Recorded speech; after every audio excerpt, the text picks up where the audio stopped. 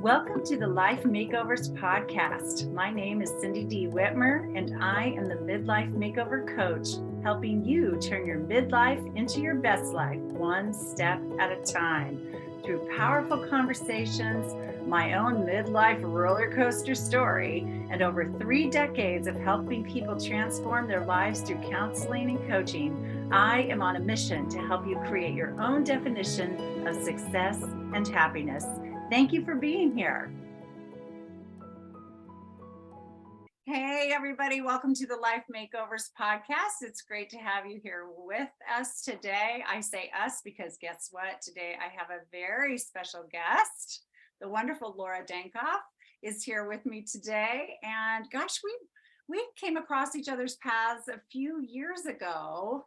And when I was running the large Facebook group, which is now called the Midlife Makeover Group, and you came on and taught us about all things health and hormones and all kinds of things. And so I'm so thrilled you're back to talk on the podcast now. So why don't you tell everybody, Laura, who you are and whatever you want us to know about you.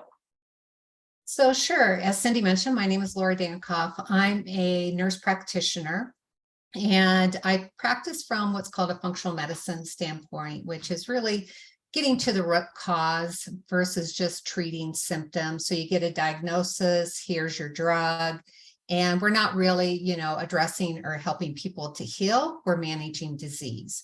And that always struck me many years ago that we weren't finding a way to really help people take control of their health. And it really made them feel that they weren't a part of their own treatment plan and that they didn't have as much of a say in what they could do for their health.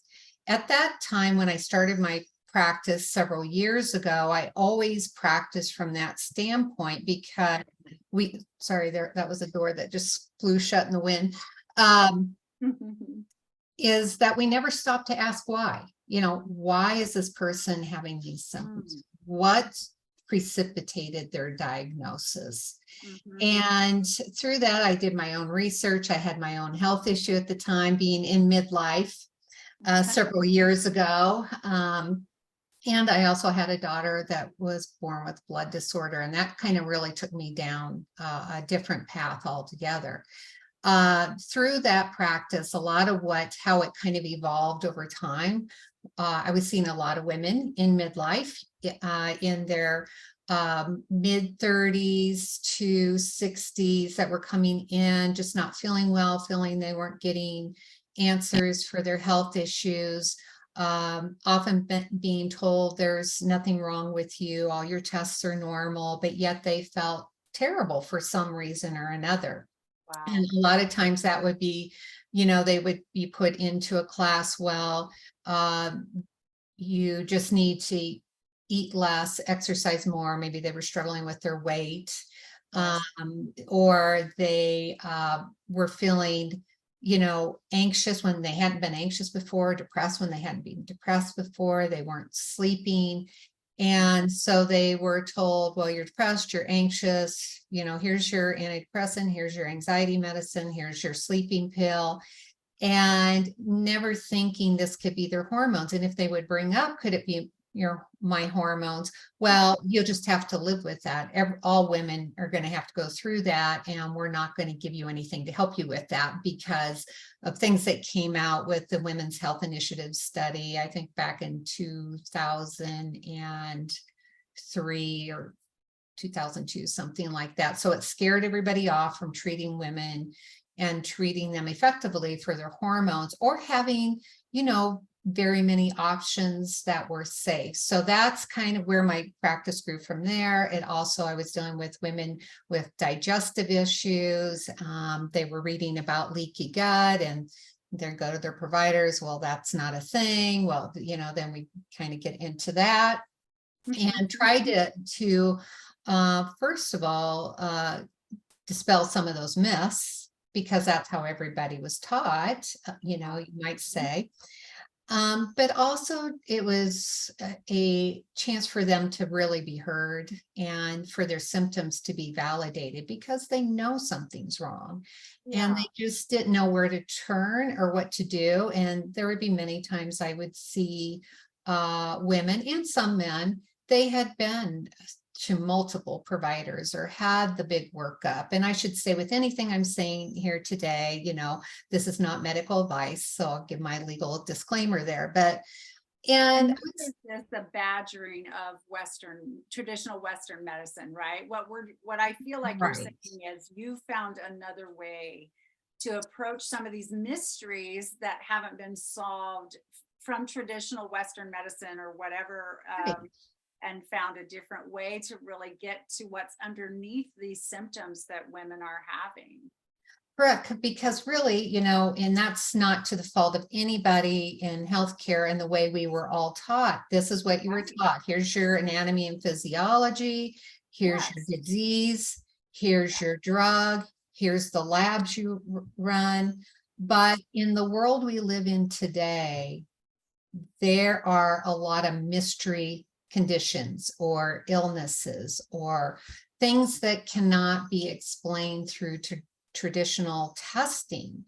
And sometimes Oh. you have to look outside that box and look at things that we may not have ever thought of to Hmm. look at things. So, for instance, I was just speaking with someone the other day with Hashimoto's thyroiditis. And what I had told this person was that in functional medicine, as we learn, there can be underlying root causes to everything, including that condition. It just doesn't pop up, or any autoimmune condition Here. just doesn't appear.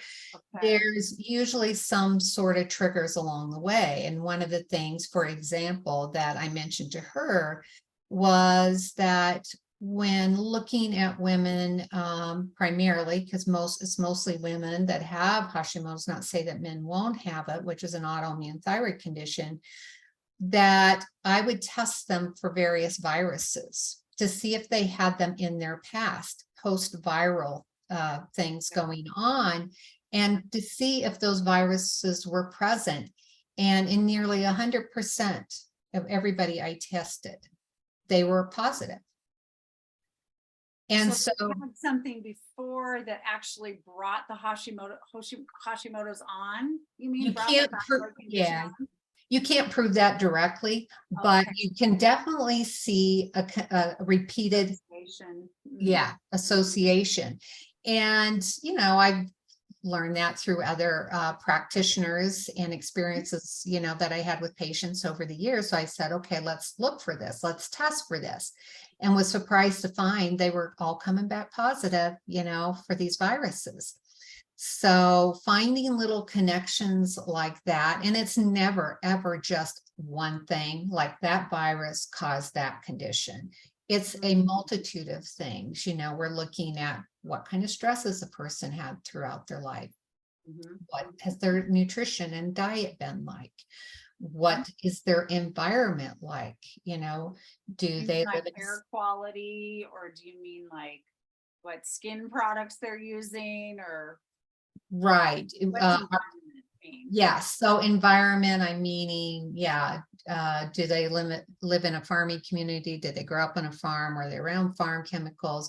Are they using a lot of skincare products, makeup, hair products? A lot of these are adulterated with chemicals that are hormone disruptors. Oh, really? Oh, Yes. no. But we like our makeup sometimes, Laura. Yes, we do. We do. Then there are companies out there that are very cognizant of this issue and have banned use of, well, one company I'm affiliated with in particular is they've banned, I think it's like 1,500 or so things they will not use in their products. The United States banned 11 products back in 1938. 11. Europe bans way more than the United States does. So it's Uh, things like that where you have to kind of educate yourself, how is your food grown? You know, are they using chemicals on, are they genetically modifying grains? And people think maybe these things don't matter, but they do matter, because you can see a correlation behind when those things came into the food chain, and the rise of increasing hormone issues, infertility, autoimmune disease, and there's just a definite parallel there. Now, others will dispute that, so take it for what it's worth, do your own research. And so it's important to just kind of educate yourself, that thinking, why do I feel so bad? And it's not that people are doing anything wrong. It's just that you don't know that there's another way to look at things and how all this stuff can be impacting you. Yeah, because we're all just living our lives, Right. buying products off the shelves or online that we've heard about our whole lives, Mhm. eating the food in our grocery stores, right? Right. And we're going to the doctor getting our physicals, and they may or may not have any indication of why we might be fatigued, for example. Like, I hear that a lot in women in midlife, is they don't have energy. Now I'm fortunate, I have lots of energy, but I hear it a lot. Women say, I'm just so tired all the time, I'm just fatigued. And even if they're sleeping decent, it's the low energy levels. Mhm. And then you mentioned weight struggles, and I hear that all the time. And some people are, they're feeling like old women when they're middle-aged women, Mhm. and slowing down like we might associate with older women. So if we've got people out there that's kind of going through that kind of a scenario, like, what kind of what might they do to help themselves, do you think? Well, one, I always say, do your own research and don't settle for nothing's wrong with you. There's something off. And what I can tell you is that women from about age 35 on up, you can be in perimenopause, which are the years leading up to menopause, Mhm. where their hormones are starting to fluctuate. And those hormones before that, they were giving you a certain amount of protection. Your hormones impact everything because they're on every cell of the body. So if there's an imbalance there, it can cause things like brain fog and fatigue and change in mood and sleep. And some of the biggest symptoms that women will seek help for is they're tired, they're not sleeping. Yeah. As they get closer to menopause, they may be having hot flashes and night sweats. They're snapping at their family members. They're not performing as well at work, and they don't understand why and what's going on, or they're feeling, like I said, anxious when they never felt that way before. And so standard testing, if you will, is not going to find those things. Now, standard testing, they may check, thyroid, check your blood count, just some standard things. But there's this whole other world out there of testing, and hormonal imbalances are a big deal, and they cause havoc for a lot of women. Not all women. Some women just sail on through, every phase of their life without any difficulty. But for those women who don't, and the reason maybe they don't is because of their own genetics and things that happened in their life. And there's definitely an emotional piece that's in there that impacts the hormonal health. And you have a certain cushion there, sometimes to a point. But I'm even seeing women in their mid to late 20s that are having these issues, and that's been growing over the years, sadly, where they'll have like menopause level hormones. So you have to say, what the heck's going on here with that? Then there's different ways to evaluate hormones. So the standard way to evaluate hormones is to do a blood test. But the problem with blood testing, I always tell people, that's looking at the active and inactive hormone. It's not looking at every hormone, and it's like the tip of the iceberg. Okay, so it's a little window into the picture, but not the Right, bigger view, you mean, like? right, Okay, exactly. okay. So for years, I did saliva testing to look at hormones, which was seeing a little more of that picture. Mm, And that was very controversial. Like they said that anytime you look at functional testing, there's always a camp out there to discredit. When I mean functional testing, other ways to look at things outside the box. like naturopaths, is that equal functional medicine too? Like, are there They're other very what you do similar. that people can look for in their area if they're interested in this? Yeah, you can look for functional medicine, integrative medicine, naturopathy. Those are some of the things you can look for. For me personally, I don't really advertise. I'm not like on any major kind of sites. People usually find me by word of mouth. And um, that's how a lot of women will find people. Like they'll ask their friends, do you know of anybody that practices this way? They're going out and they're doing their own research. But Yeah. when you look at the hormones, the real game changer test for me personally with my patients was doing dry urine testing. Okay. So if your audience wants to look at dutchtest.com, Okay. DUTCH test.com, that's an acronym for dry urine testing for comprehensive hormones. Okay. And there's good information on there that's directed towards, the average person plus practitioners. But then you can see what is actually involved in some of that testing. But it's, excuse me, looking really beneath the surface of that, what that iceberg, what's really going on down there. Yeah. You can Yeah. see all the hormones with the exception of thyroid testing. You can't do thyroid testing on there, but you can look at estrogens and progesterone, testosterone, cortisol, melatonin, and some other things that impact what are called organic acid testing that can impact how you're actually metabolizing and breaking down those hormones. And that can make a big difference in validating how you feel and why you might be having that fatigue, why you might be having those hot flashes and night sweats, not sleeping, low libido, a lot of the symptoms that women can experience in the perimenopause, midlife years, and beyond. And Mm. so it can be very helpful.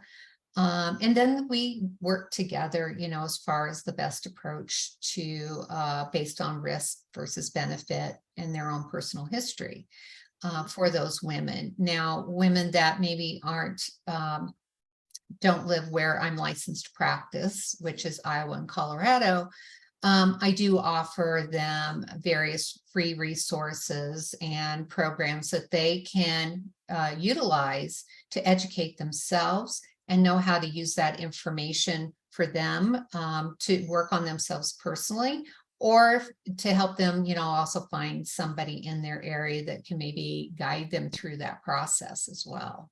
So, Yeah, you have your do-it-yourself series of programs on your website. And what's your website again? Is it your name? no, it's actually pathtohealthandhealing.com, Path to Health. Yeah.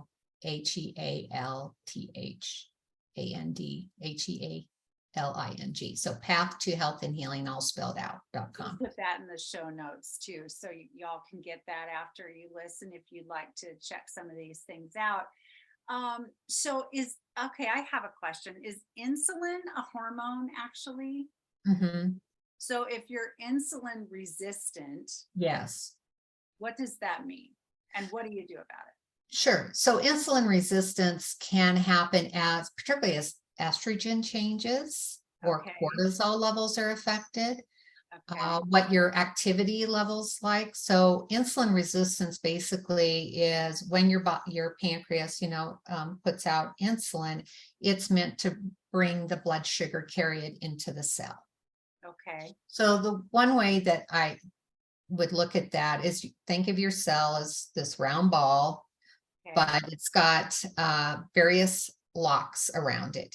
So you got to Okay. put in the key in those Okay. various locks to unlock the activity. So that insulin finds the Lock. lock that it fits into, so it can unlock the activity of the cell and bring and carry that glucose into the cell.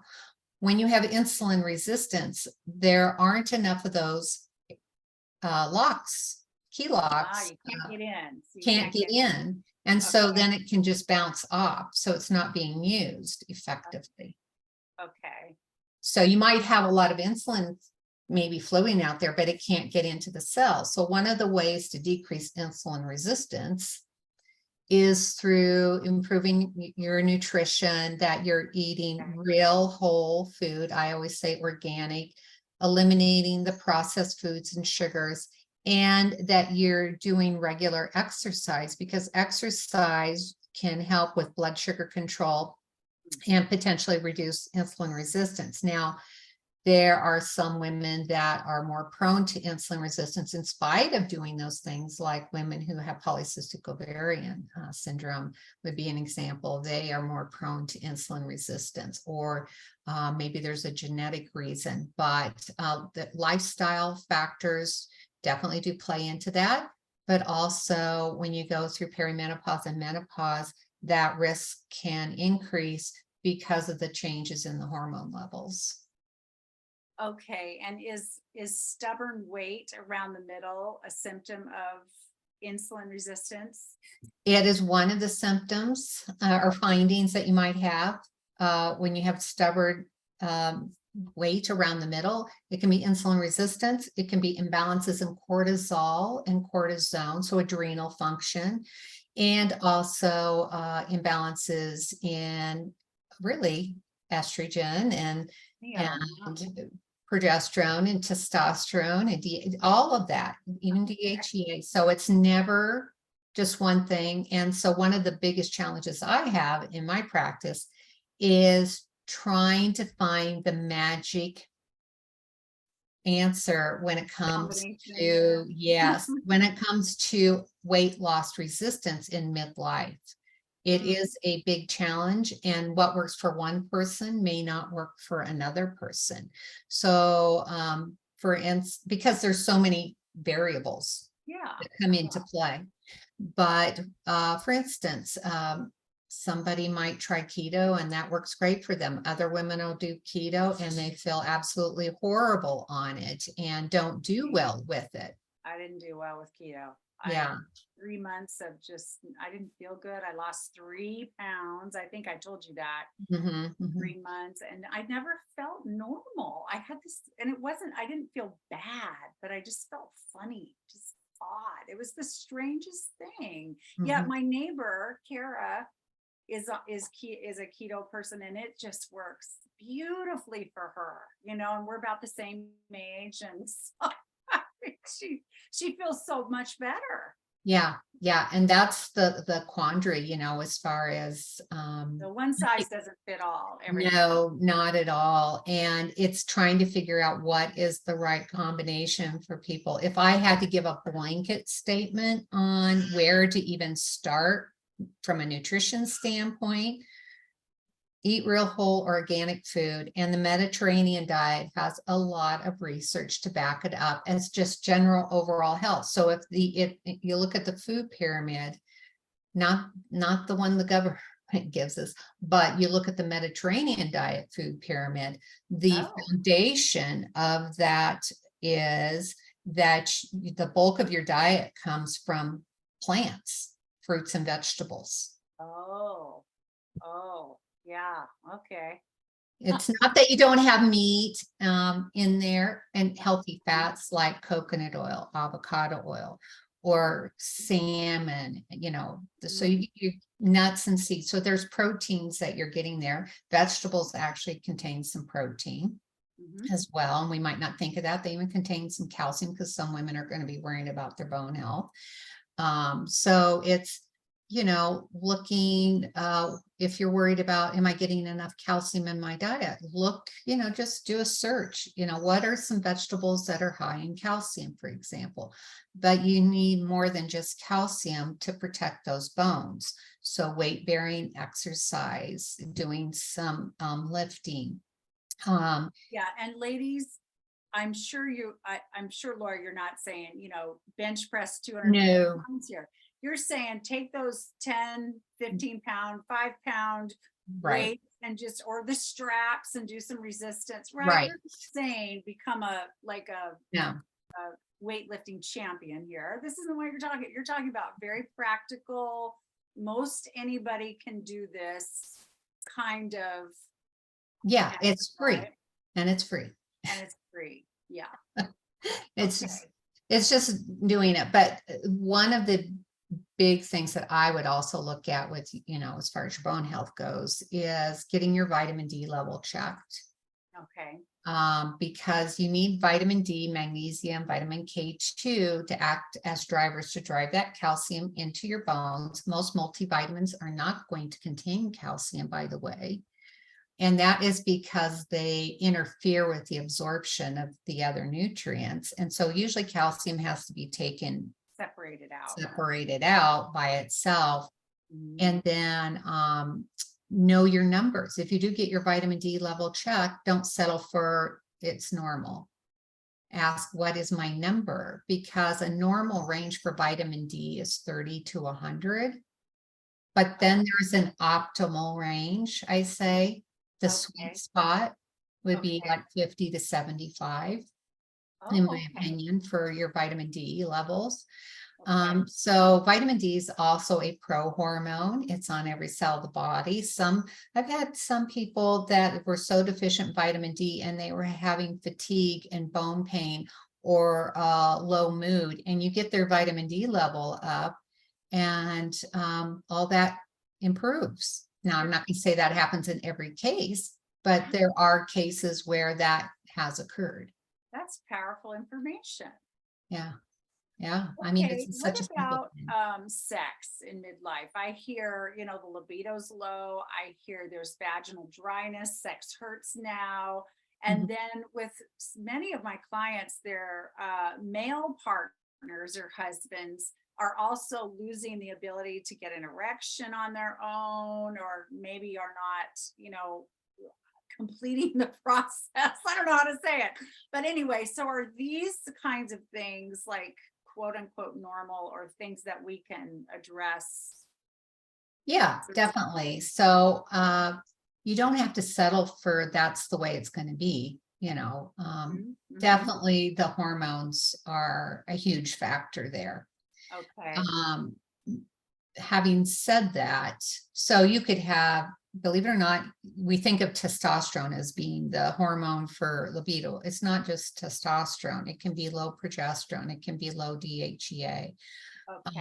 And that holds true for men as well. Now, erectile dysfunction can be partly due to hormone levels, but it can also be a clue that they've got some early warning signs, potentially of cardiovascular issues because of the microcirculation that's involved. But women, I always say, work from their brains when it comes to their libido too. It's not just about their hormones. Oh, But if you've experienced, the vaginal dryness, or you're stressed out and you're tired and you've got the brain fog and fatigue, you're not going to feel like having sex. oh, And you may have trouble, having any kind of libido at all because of there's this apprehension. You want to still feel like you were in your 20s and 30s and enjoy intercourse and what have you.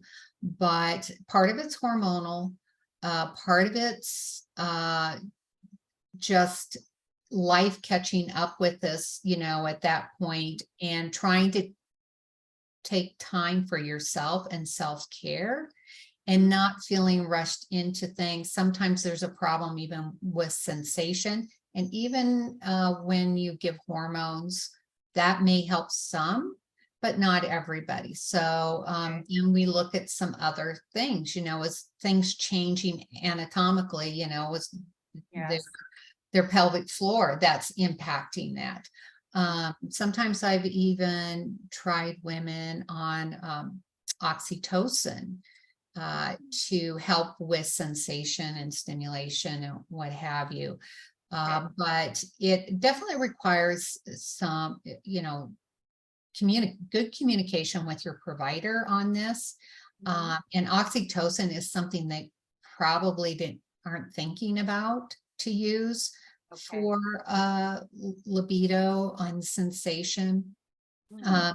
But vaginal dryness, kind of the standard is to maybe do some estrogen, vaginal cream. Sometimes that can help, but there are other things. Sometimes it's using that with some testosterone that usually has to be compounded.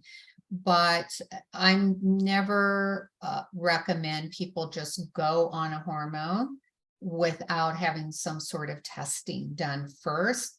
As we say, test, don't guess, because what if we're treating them with the wrong hormone? That's not where their imbalance is.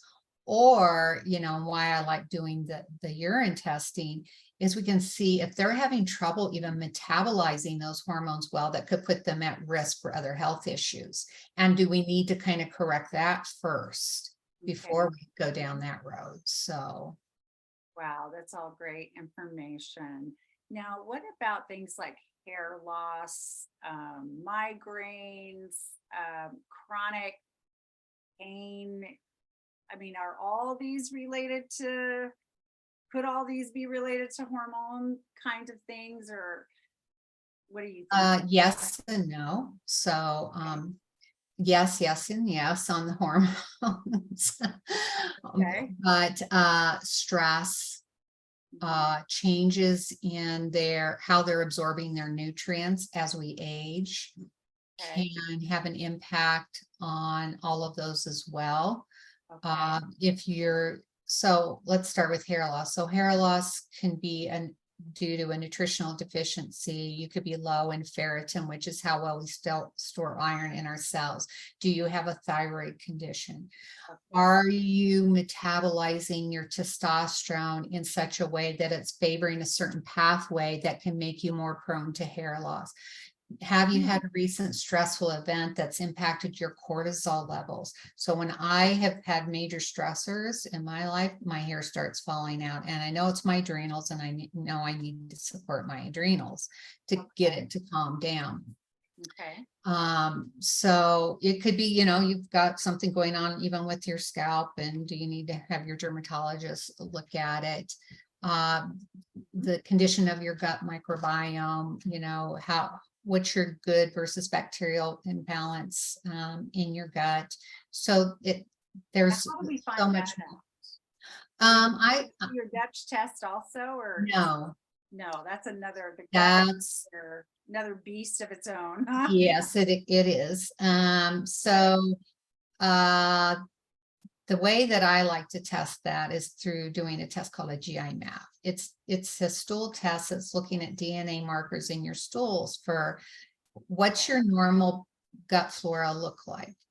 Are there any imbalances there? Do you have opportunistic bacteria?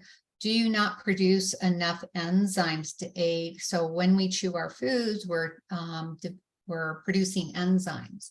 After the age of 40 on, the amount that we produce tends to start to decrease. That's why people get more sluggish digestion. Are you having, problems with heartburn? Are you having bloating? That could be some of the things being impacted by that. Because if you don't have enough of those enzymes, it's going to affect how you're digesting and how you're absorbing those nutrients as well. Wow. So, and those in turn, certain bacteria can also impact your hormones. Believe it or not. Kidding. Really? No, there's something called beta. The gut could be related to hormone issues. Correct. Yeah. Well, no wonder so many people are having trouble. It's way complicated. So there's a gut hormone connection. There's a gut brain connection. So some of your brain fog and fatigue could be due to what's going on in your gut. I'll be darned. Wow, that is very enlightening. So yeah, it's I always say it's not a straight path. No. Wow. So we Yes. could have all kinds of things off. Well, Well, and something that surprised me in my own life is I went through a long period of time having hot flashes, like maybe 10 years or I wow. don't know, longer. And then it stopped and then for a few years. And then all of a sudden, last year, here they came again. Now Oh, they're not as intense or as often or as whatever, but I'm like, why am I having these again? I thought I was past all that. So does that just mean probably there's a shift in my hormones in within me and that's why those are back or it can be definitely shifting your hormones or shifting your diet as well. So hmm, definitely, if a person's consuming too many carbs or sugars, alcohol, stress, they're a given for a hot flash trigger for some women. I see. But that might not be your case, but certainly changes in the hormonal balance that's occurring even, for women that are in menopause. We think, okay, the hormones don't matter anymore. Yes, they do. Your adrenals take up a certain amount of that functioning that, the ovaries previously were doing. Or there's a problem with the communication between the brain to its target organs, say the adrenals. But there's things that affect that, just all the root causes things we're talking about: nutrition, stress, environment, genetics, all of that comes into play. And so in talking about this, I'm sure your audience is probably feeling a little overwhelmed by the information. So a good place to start, a good honest place to start is really looking at their nutrition. If they don't know, Okay. how they should eat, I've got even free resources on my website that they can do that. They can take a healthy hormone questionnaire to give them an idea of where their hormone imbalances might be. There's some Right. simple like starting point of, things like ways to detox your body for healthy, that's a starting point. Or like I said, the Mediterranean diet's a good foundation even.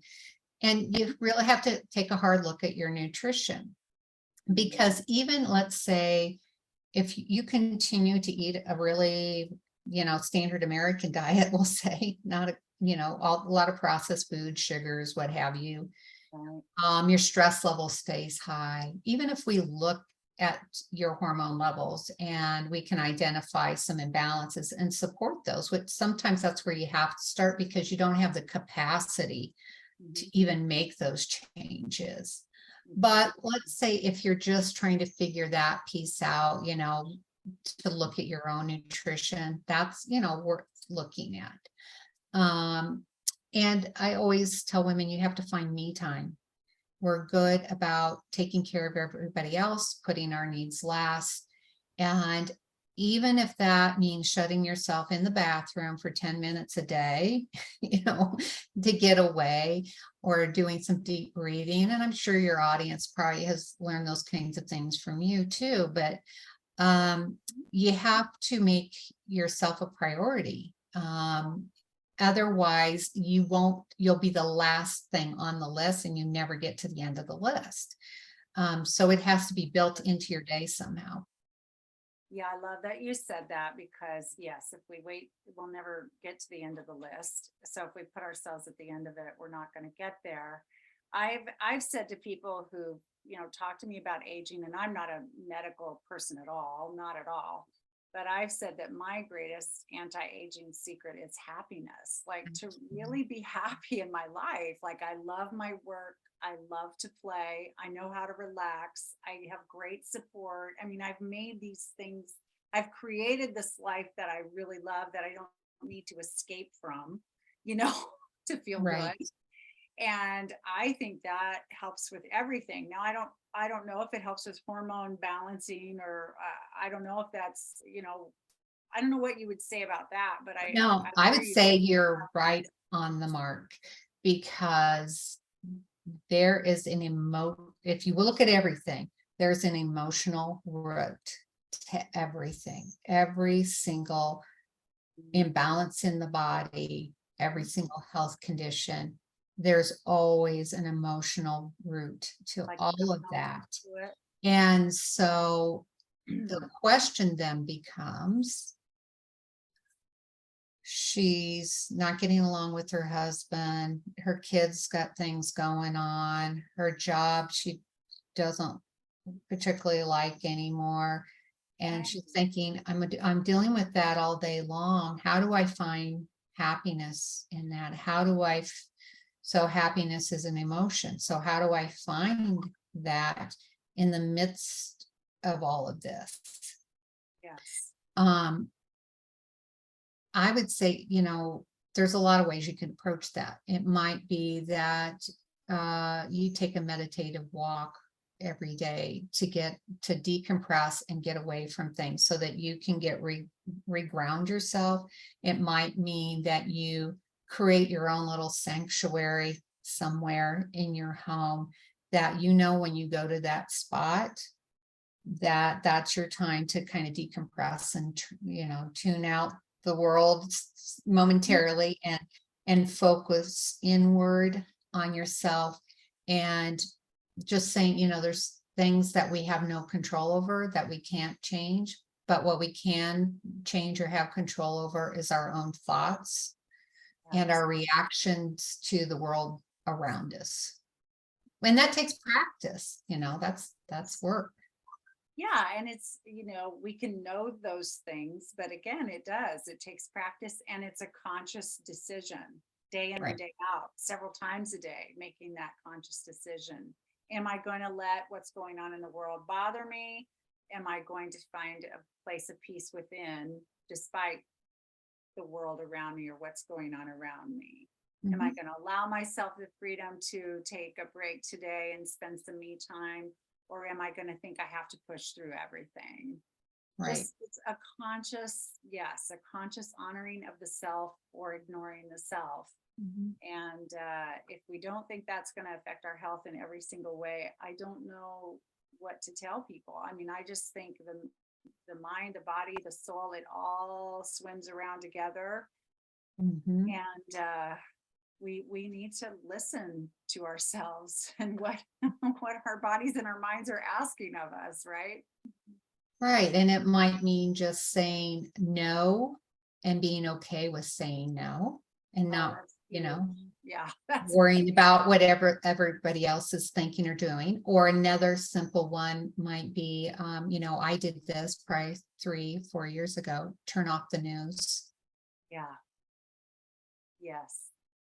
Because that stresses a lot of people out.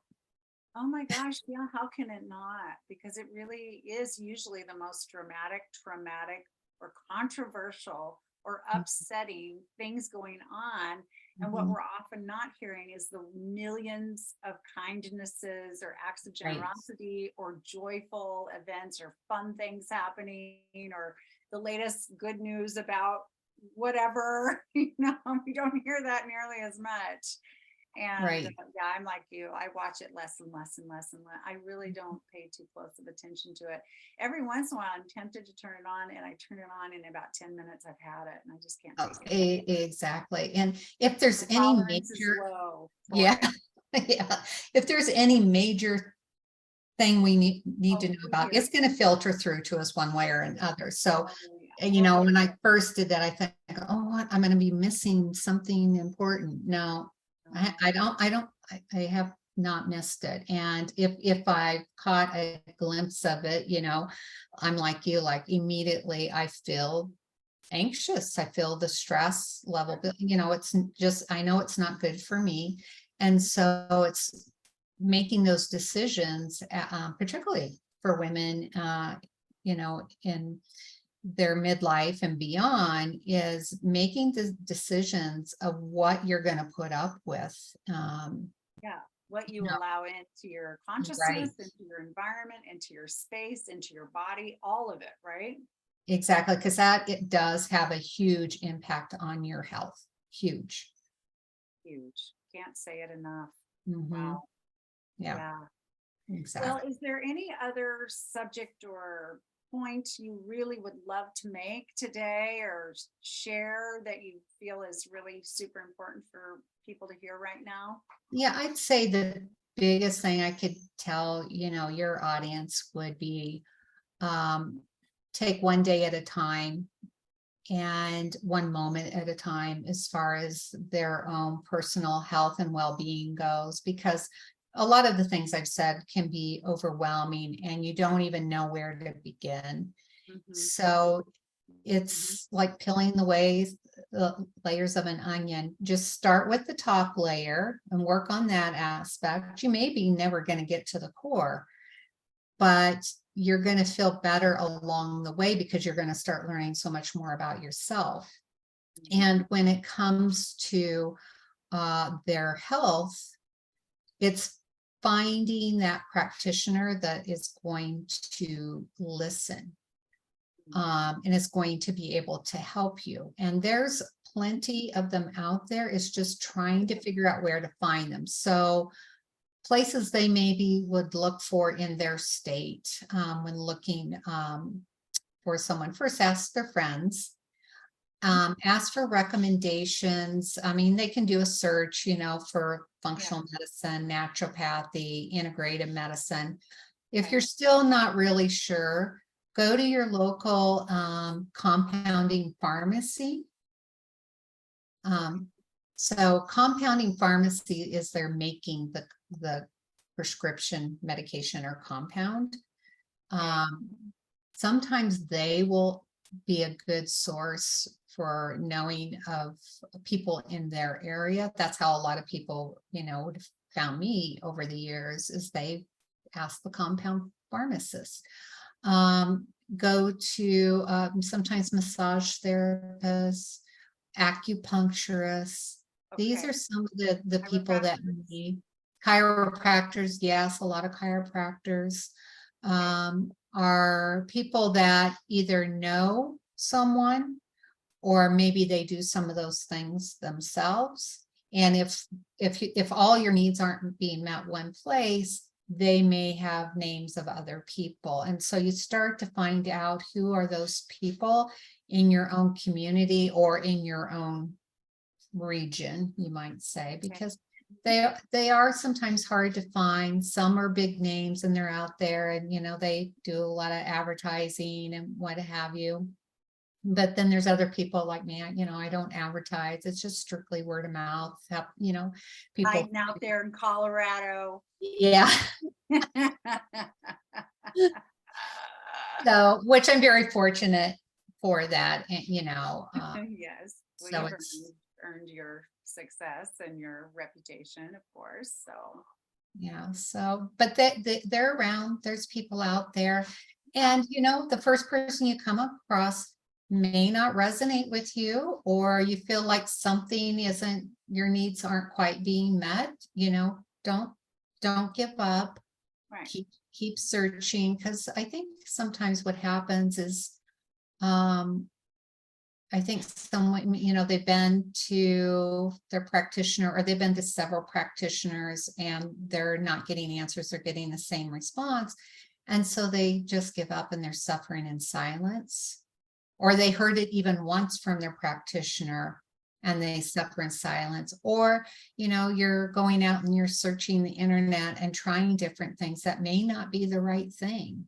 Yeah, And not that's having a that the right. temptation in our society these days too, is to try to diagnose ourselves by Mhm. doing internet searches or and that kind of thing, or getting people's opinions on social media and things like that. And I'm not trying to poo-poo anything, but there, I think what you're trying to say is no matter what's going on with someone, there is an answer. There Right. are solutions out there.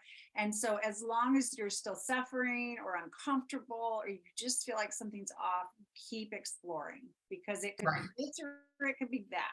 You might need this kind of practitioner or that kind of practitioner. You might need this kind of approach or that kind of approach, but just keep searching, because their answers are there. We don't have to suffer. And No. that's, I think, what a lot of women are told, like with perimenopause, menopause, postmenopause, which can be 15 years of your life. Or They're told more. that's normal. Yep, that's normal. That's part of it. That's normal. Yeah. That's part of it. That's normal. That's part of it. And it's like, well, yeah, but do I have to feel this bad for 2 decades of my life? Like I can't lose sleep for 15 years just because it's normal, right? Right. It's not normal. Our body wants to sleep. Our body needs to rest. So that's just one example, but I love Yeah. the encouragement that we can keep exploring until our particular needs Absolutely. are solved. Absolutely. And that's kind of, also what's in some of my DIY programs, why they're there. It's basically a culmination of all the stuff I've been teaching women over the years. Mm, And it puts that control back in your own hands. It's your body, yes. and you need to have a say in what's going on with your body, and having some tools or resources to really help you navigate through that. And then when you need that additional support and guidance, is finding people in your area so you aren't self-diagnosing and treating, because I've seen that happen as well. And particularly, like say with hormones or digestive wellness or an autoimmune condition, and you try a certain thing, but that ended up making the situation worse instead of better, or it interacted with something you're taking, or it's contraindicated with a condition, or and so it's having that guidance through that to, and really, a good place to start is with your general practitioner. Get the bases out of the way, rule things in or out, Yes. the common stuff, Yes. that can be creating those issues. And then once you've exhausted that, let's say, or you feel like you're not getting that answer, then, start broadening Approach. your scope and what you're looking at. But yeah, always start with the basics. Mhm. Yeah. I love that. I love that. Yeah. And I love the self-empowerment you're really recommending there too, not to self-diagnose, because that's again, our stubborn women, sometimes we think we have to do everything alone, be independent, be strong, but we don't have to go it alone. That's why people like you and me exist, is to assist people in their lives in different ways. And there's so many people like us out there that can help people on their path. So, okay. So your website is pathtohealthandhealing.com. Correct. There's some do-it-yourself resources there. There's also, you want us to check on dutchtest.com if we're interested in the urine test that helps really look at a gives a sophisticated profile of our hormonal amounts and things, balances in our body and so forth. Mhm. Yeah, wow. One other thing I'd say with that Dutch test, when you go to that website, like, I practice in Iowa and Colorado, but you can find providers in your state. Okay, great. So on that website, you can do a search for who are Okay. providers in my state that are doing that type of testing. It may be a nurse practitioner like myself. It could be a physician's assistant. It could be a medical doctor. It could be a chiropractor. Right. Could be an acupuncturist. So just be aware that everybody that might be on that list may or may not be, there's different licenses and as far as what they can do within that license, but Okay. certainly I would say anybody doing a Dutch test has probably some knowledge or background in functional medicine, because that's a lot of the practitioners that are doing that type of testing to begin with. Okay. Well, gosh, Laura, I just can't thank you enough for your time and your You're welcome. expertise and your kindness and generosity. And just thank you so much for being with us today. Oh, I you're really welcome. appreciate I it. enjoyed it. And I hope it helped your audience as well. Oh, I'm sure it's made a huge difference. And I always think to myself on any podcast I do, or anything I write, or anything I do, I think, oh, if somebody, just one person heard something or found out about something that they didn't know before that might end up helping them, then it's been a good day, right? Yeah, exactly. Exactly. And I know you know that feeling. So, Yeah, gosh, thank you absolutely. so much again. And thank you all for being here with us. And I will talk to you again soon. Bye bye. Thank you so much for listening to the Life Makeovers podcast. If you'd like to connect with me on social media, find out more about my coaching programs, or download my free ebook, The Midlife Makeover Method, The Secret to Loving Yourself Fully and Living on Your Terms, then head over to my website at www.cindydwhitmer.com and have a wonderful day.